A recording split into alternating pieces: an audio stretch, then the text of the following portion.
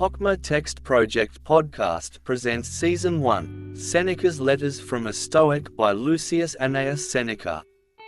Translated by Richard Montgomery. Letter 10, On Living to Oneself.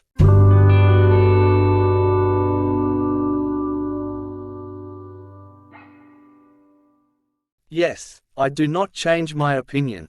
Avoid the many, avoid the few, avoid even the individual. I know of no one with whom I should be willing to have you shared. And see what an opinion of you I have, for I dare to trust you with your own self.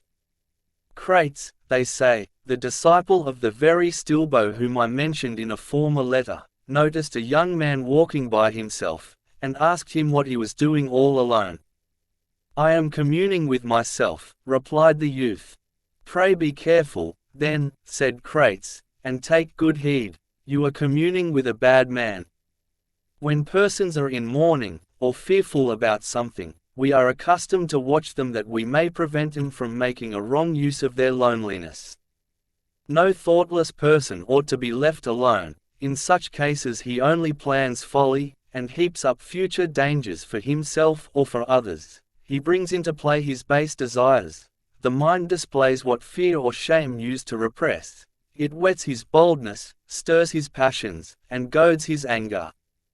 And finally, the only benefit that solitude confers, the habit of trusting no man, and of fearing no witnesses, is lost to the fool, for he betrays himself.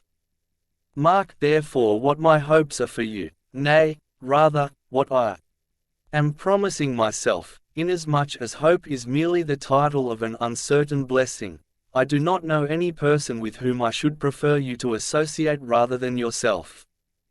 I remember in what a great-souled way you hurled forth certain phrases, and how full of strength they were. I immediately congratulated myself and said, these words did not come from the edge of the lips, these utterances have a solid foundation. This man is not one of the many. He has regard for his real welfare. Speak, and live, in this way. See to it that nothing keeps you down. As for your former prayers, you may dispense the gods from answering them. Offer new prayers. Pray for a sound mind and for good health, first of soul and then of body. And of course you should offer those prayers frequently. Call boldly upon God. You will not be asking Him for that which belongs to another. But I must, as is my custom, send a little gift along with this letter. It is a true saying which I have found in Athenodorus, know that thou art freed from all desires when thou hast reached such a point that thou prayest to God for nothing except what thou canst pray for openly. But how foolish men are now! They whisper the basest of prayers to heaven, but if anyone listens, they are silent at once. That which they are unwilling for men to know, they communicate to God. Do you not think, then, that some such wholesome advice as this could be given you? Live among men as if God beheld you, speak with God as if men were listening. Farewell.